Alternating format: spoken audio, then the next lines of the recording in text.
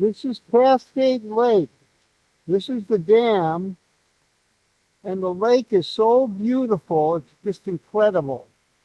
It's very, it's pretty large, and it's basically an abandoned lake owned by the energy company. It's just gorgeous here. I'd love to paddleboard. Anyway, that's it.